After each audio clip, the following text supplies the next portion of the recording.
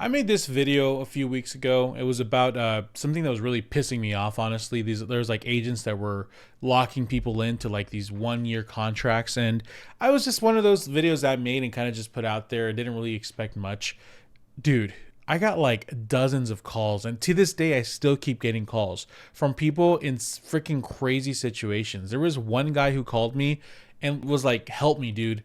I was working with this person. My mom and I are trying to buy a house, and they were just terrible. They're giving me bad advice. They're not helping me as well like I want to. I let them know that I don't want to work with them no more. And the agent said, too bad. If you buy a house in the next year, you're stuck with me. I'm not letting you go. Forcing them to be locked in this contract because they, of course, signed a 1 year contract with his agent. So today, I want to make a follow-up to this video. I'm not going to go into the depth analysis of what's going on exactly. There's the previous video if you want to watch that. But instead, I want to talk about some general feedback I got from it, from a lot of people in my industry who called me, emailed me, texted me, left comments with some general comments about the video. And I think it's helpful to you as a consumer so you can be aware of like what the issues are and how to avoid them, and like what the perspective is from agents, if that makes sense. I don't know what the hell I just said. I'll be honest with you. Sometimes you just have a general idea of what you're going to say and it just comes out like a fart. That was just a fart. Let's go over the first common thing that I saw or I heard from the agents. Hey, but we need to get them to sign. It's a new law. Here, I forgot a quotation mark. It's the law. It's a new rule. We're going to get fined if we don't get it signed. Let me move my little face over here. There you go.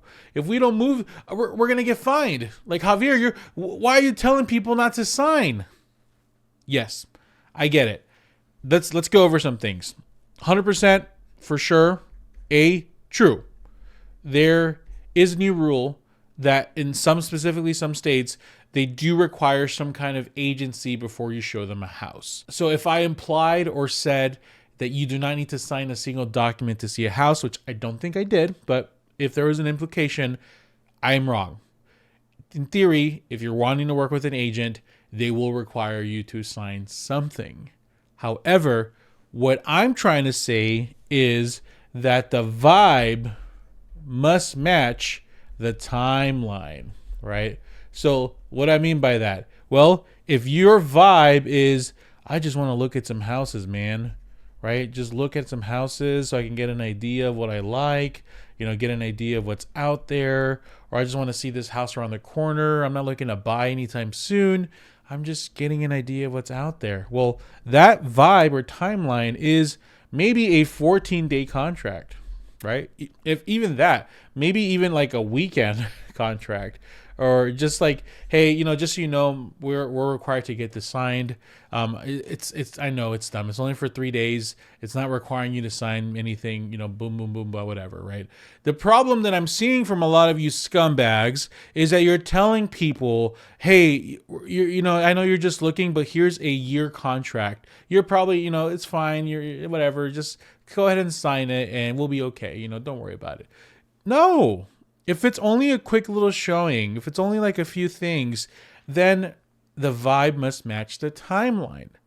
If you are at the point where you're officially ready to hire somebody and say, okay, I'm going to be finding an agent, says I'm going to be buying a house in the next 2 to 3 months, then that timeline can make more sense. Maybe it can be a 3-month, maybe a 6-month contract, but I just don't see a reason why you should sign a year contract with someone or a 2-year contract. That's just like excessive. What people need to understand is you're signing a legal document that says that this person is owed money from you if you buy any kind of property. It's a serious document. It's not this little cute thing where you're like, tee-hee, oh wow, I get to see some houses with this really cute guy or girl that's going to show me a house. No, it's a serious document, and the vibe must match the timeline. Okay, that is my point. Don't be signing your contracts. The second thing, a lot of you guys got defensive. We're not all that bad, Javier. You're making it seem really going we're like, well, why are you making it sound so bad? I'm sure the majority of them are gonna be okay. So let's just okay. The majority of them are going to be honest and genuine and say, yeah, I need you to sign this because of this, that, or the other. But we also have to acknowledge that there's going to be a percentage of us that are being shitty. There could be 90 agents that are doing a phenomenal job, and there can be 10 agents that are out there screwing people over with these contracts. That's going to affect the entire perspective of the entire industry. Because of these 10 agents, we have to now live with the rule or the perception that 100% of agents are scumbags and they're all trying to get us screwed over with these contracts, right? So we have to acknowledge the bad. We can't just live in denial and say, oh, well, we're the good ones. We're okay.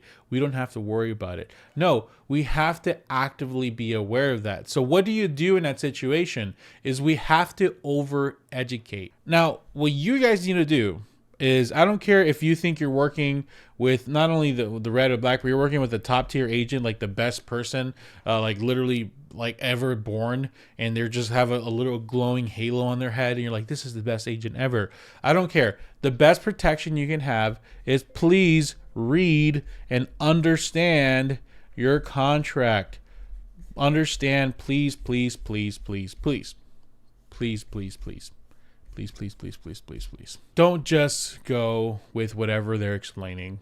Don't just, oh yeah, I just hear like I think in my opinion, a good agent will explain what you're signing, and explain it in an unbiased way. Like when I have someone sign with me, I send them a video I made where I just generally explain a blank contract. I'm not explaining like specifically what their terms are or anything. I'm just hey, this is what this line means. That way they are aware of like what that line means at the end of the day.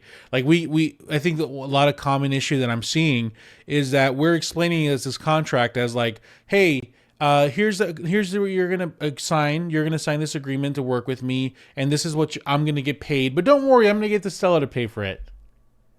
No, let's be honest. This contract is an agreement between you and I that if I close on a house, you owe me this much money. And I get paid, like you'll see it as a closing cost. We're going to try our absolute best to get the seller to pay for it. And yes, most 99% of the time, I'm getting the seller to pay the majority of it. But there's a chance if there's any kind of discretion, you will have to make up the difference. Like, just be honest. Just be straight up. Let people eat the truth. And last but not least, it is not that serious. I think I mentioned this earlier. There's a lot of people who were like, you're making it just seem like this big deal. You're putting too much emphasis on it. You're scaring people away. It's not that serious of a document. I think almost every person I talked to that called me, what do I do? This person is not letting me go. I'm scared. Like one of them was like, I'm scared. Like literally the agent was calling and yelling at the person, just like being aggressive and rude and all this stuff. Almost all of them were told initially when they signed it, hey, it's not a big deal. Just sign it. If you ever want out, just let me know. You don't worry. Like, we can cancel. It's no big deal to cancel. It's a legal binding contract. So there's going to be the document, and the agent is going to give you their opinion on it, right? And then you're going to have maybe your lender talk to you, and they're going to give your opinion. Your friend is going to have your opinion. This is all very nice and all, but you want to cut all this off. You want to do your own independent research, and please read the freaking thing. Just understand what you're signing. And if you have any questions, you can ask directly. And I like to, if you have a question, just ask a yes or no question. For example, how do I cancel this contract? You let the agent answer. Yeah, well, bada boom, bada boom. You're opening up a way for the agent to come up and give you a script and give you like, oh, but this, why would you ever need to cancel? Bada boom. Here's a better way of asking that. Do you have a clear way for me to cancel the contract if I'm not happy with your services? No. Well, this, that, or that. No. Yes or no. Is there a clear way to cancel? If the answer is yes, great. What is that? If the answer is no, okay. So I'm not comfortable signing a freaking 2-year contract with you that where if you mess up, I can't leave. Can we make this a 2-week contract or make this a weekly contract that we can keep renewing? Whatever is you're okay with, whatever you're comfortable with. Yes or no questions are going to be it. And if you need ChatGPT help, you go get ChatGPT's help. I have someone right now who they responded back just a bunch of questions from ChatGPT, and I called him and I was like, hey bro, did you put the contract in ChatGPT? And he started laughing. He was like, yeah, because I can just tell the way the questions were. I'm like, that's cool. I'll answer them. No problem, man. But just I thought it was funny. If you need help analyzing or digesting what any of the things are, then yeah, go ahead. The point I'm really trying to drive home, everybody, is that, yeah, it is a big deal. And it is something that I don't think was expected. I think when the whole new rules came out of the lawsuit and the whole buyer broker thing, I don't think they were expecting agents to take advantage of people this way. But unfortunately, it's a new reality. As of right now, 2025, there are some agents that are taking advantage of it, who are maybe a little bit too scared to present what it is initially, and then get their feelings hurt when you want to cancel with them, and then they don't want to release you because of it. So just protect yourselves. And I know it's another thing you have to worry about as a home buyer, but I would rather you be aware than that. So if you want to see me break down, like, at least I have the Arizona version, right? So if you want to just see me break down the general contract, I have a video on my Homebuyer HQ that I upload on there that you can just watch, and it's just me analyzing it. So that way you can know, like, you can kind of compare with your broker agreement and like what the differences are and what I like to call out. And best of luck to everybody watching this. Keep your toes right. Keep your toes right. Stay on your toes. You can negotiate everything, my friends. Don't forget. Thank you.